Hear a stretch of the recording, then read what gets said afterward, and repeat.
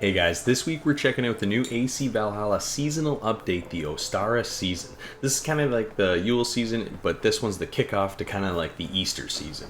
So there's some kind of cool, funky new challenges and new missions we get to take on here. And the nice thing is I thought the settlement looked really nice. Ravensthorpe is decorated beautifully. You know, it looks like it is really a kickoff to Easter. To really start the festival off for yourself, you want to find Norvid in the festival area. He's got his shop set up very similar to how he had it in the Yule season. He's got a ton of items that you can get with festival tokens that you can earn via different challenges, whether it be the archery challenge, drinking, fist fights. You do get it for completing some of the missions as well. So there's a lot of things here that do draw some similarities to the Yule season, but we were seeing kind of a refresh, reskin here for the Easter season.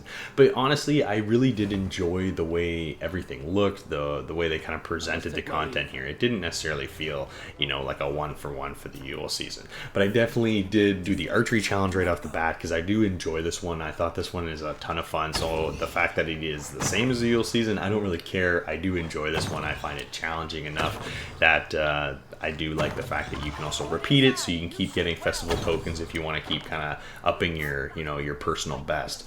They did change the fist fighting a little bit this year, or for this season, sorry, and I really did think it was actually for the better.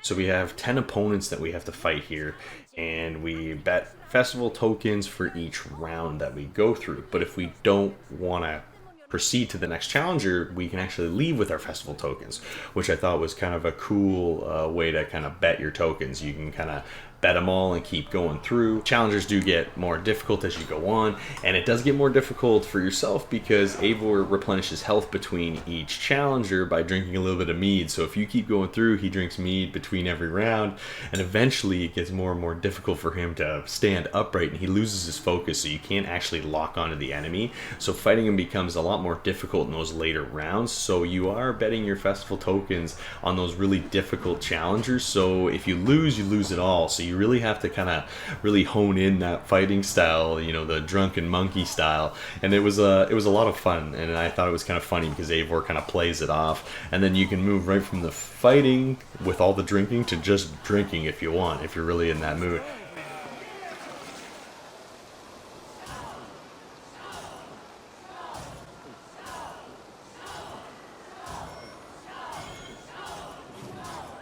One of the more challenging missions actually during the festival is the egg hunt. There's an Easter egg hunt here, yeah, and you got to go all over Ravensthorpe to find these things.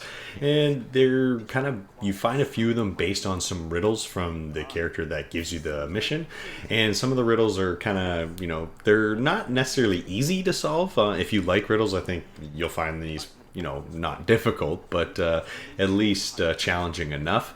But it is kind of fun because they're not all riddle clues for all the egg locations. I think there's 15 baskets of eggs you have to find here, and so I was just spamming Odin's site for the most part because it was the easiest way to kind of find them as I went through.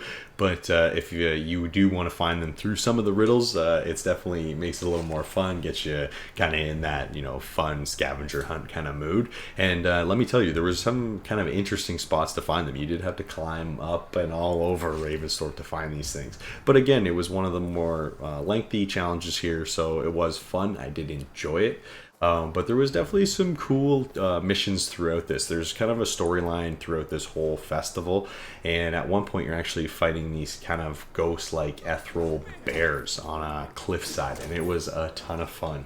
This was a cool battle. I really enjoyed this, and kind of the little storyline that this one branched off from for the festival and the season was really interesting. I have always thought the way AC Valhalla has told their stories is done really well, and they didn't let me down here. I thought this was a fun mission to play through, and you do get some festival tokens when you finish these missions up. This one isn't repeatable like the drinking or the fighting or the arrow challenge, so very much like the egg hunt, this is a kind of a one-shot deal. But the mission I did enjoy the most was the May Queen mission, where you actually tasked to slay a legendary beast. This in this case, it's a chicken, and I save a man that's hiding like a little scaredy cat up there on a rock from this legendary chicken. Let me tell you, this thing was tough. It took a few shots to take it down, but I actually make a crown out of it for the May Queen. She wanted a legendary beast, something proven, and something that looked awesome. She didn't want a traditional crown, so Eivor was tasked with that. I think he came up with a pretty cool idea. He used the chicken's wings, and I thought actually it looked pretty good. And the cutscene that kind of ensues was nice. It's kind of this heartwarming scene between Eivor and the May Queen, and she's kind of this go-getter little girl, and it was nice. Again, it was just another great story element added here, and it's definitely kind of something that holds it apart from the Yule season, because I know a lot of people may think these are kind of one-for-one carbon copies, but these missions were done well, and I thought overall that the Yule season isn't very much like the Ostara season. We have some of the same challenges, but those missions, the egg hunt, the bears, and now the May Queen, I thought it was done really well, so that kind of stands out on its own.